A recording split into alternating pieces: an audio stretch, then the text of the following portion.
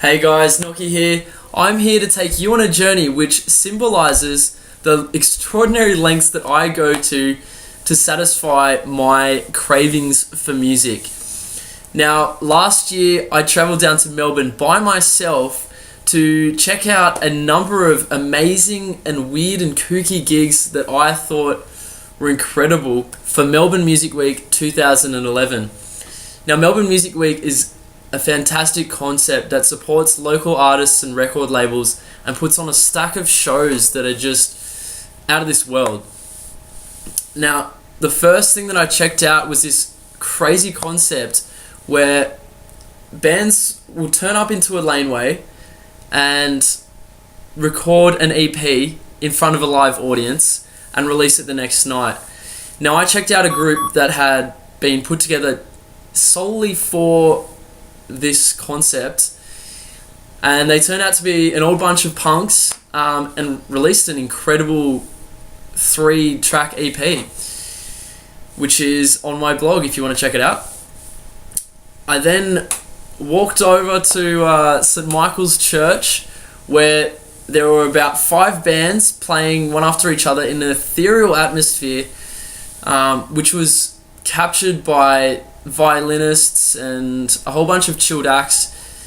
None more so than Montero, who surprised me with their incredibly soft, chilled rock, but mostly the antics of the lead singer, who was in such an eclectic zone that his dance moves and mannerisms were just so captivating.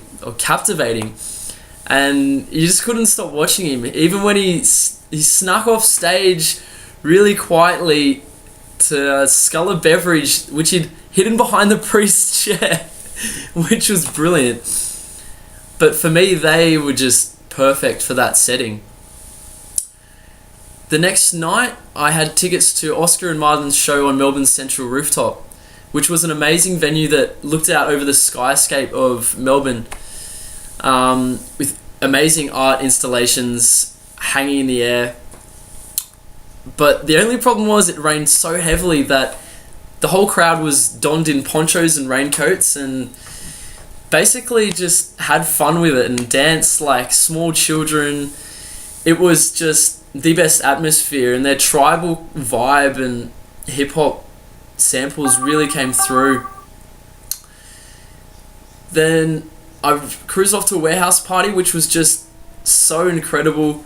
It had such an eclectic range of art installations and live music, and even a silent disco upstairs with a projected screen on the wall, which kind of made it really, really trippy.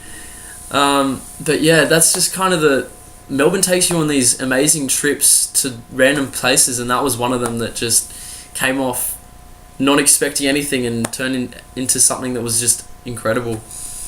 The last night, though, was the after party, which was held at a huge art installation behind Fed Square in the park called Cubic, which was basically a whole bunch of big cubes arranged in a sort of dance floor, I guess you could say. And once you were in there, you were surrounded by this ebbing flow of light, which changed colours and directions, and it just created such an amazing atmosphere. And dancing to the DJs in that room was just incredible. I mean, I don't think I've ever experienced like an atmosphere like that.